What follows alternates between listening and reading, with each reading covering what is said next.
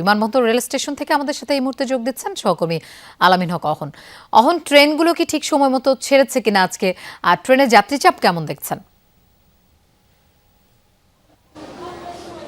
ঠিক সময়ে ছাড়ছে এবং এই মুহূর্তে আমার পাশে যে ট্রেনটি তিতাস কমিউটার ব্রাহ্মণবাড়িয়া যাবে একেবারে ঠিক সময়ে এই ট্রেনটি কমলাপুর রেল স্টেশন থেকে ছেড়ে এসেছে, অর্থাৎ রাইট টাইমে যাচ্ছে, যে কারণেই যাত্রীর যে অন্যান্য সময় যে চাপটি থাকে সেটি আমরা দেখছি না। আমি সেই দৃশ্য দেখাতেই চাই। আপনি দেখবেন যে এখানেই অর্থাৎ ঘরমুখ মানুষের আনন্দযাত্রা, সেই আনন্দযাত্রার জন্য তারা অপেক্ষা করছিলেন এবং সেই অপেক্ষাটা খুব বেশি কিন্তু ছিল না এবং তারা অনেকেই ঘণ্টাখানেক আগে এসেও অপেক্ষা করছিলেন এবং যেহেতু যথাসময়ে ট্রেনটি স্টেশনে এসে দাঁড়িয়েছে, যে কারণেই তারা বেশ উৎফুল্ল মনেই ট্রেনে যাচ্ছেন, উঠছেন এবং এইসব মানুষ বলছিলেন ঘরে ফেরার যে তারা দীর্ঘদিনের অপেক্ষা থাকে, এই রাজধানীবাসীর খুব একটা আনন্দ নেয়ার সুযোগ থাকে না। এই একটি আনন্দ, সেটি বছরে দুই একটি আনন্দের সুযোগ থাকে, যে কারণে ঘরে ফিরে যাওয়ার যে টান, যে তারা, সেই তারা থেকেই তারা আসছেন।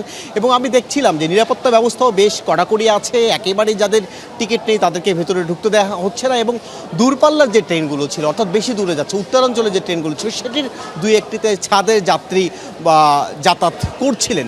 তবে আমি দেখছিলাম যে এখন যে ট্রেনটি, এটিতে কিন্তু ছাদে যাত্রী দুই একজনকে আমরা দেখছি এবং এর আগে একটি ট্রেন ছেড়ে গেল, সেটি তো আমরা দেখিনি। এবং রাত 9টা পর্যন্ত এখন থেকে আরও 6টি ট্রেন ছেড়ে যাবে এবং আমরা হিসাব করছি, হিসাব যেটি জানানো হয়েছে, প্রতিদিন অন্তত লক্ষাধিক মানুষ এই ট্রেনে রাজধানী ছাড়ছেন এবং প্রতিদিন যে পরিমাণ ট্রেন চলছে সেটি যাত্রী সংকুলানের, যাত্রীর যে পরিমাণ চাহিদা সেই অনুযায়ী নয়, যে কারণেই সাধারণ মানুষের বরাবরের মতোই একটি আশা থাকে, আকাঙ্ক্ষা থাকে যে ট্রেনের পরিমাণ আরও বাড়ানো যায় কেনা। বিশেষ করে উত্তরের যাত্রীদের সবসময় ভোগান্তি থাকে, তারাই সাধারণত আমরা দেখি টিকিট না পেয়ে দিন শেষে ছাদে তারা যাতায়াত করে থাকেন এবং এই সব যাত্রীদেরকে নিরুৎসাহিত করার জন্য অবশ্যই আসন সংখ্যা বাড়ানোর দাবি তাদের।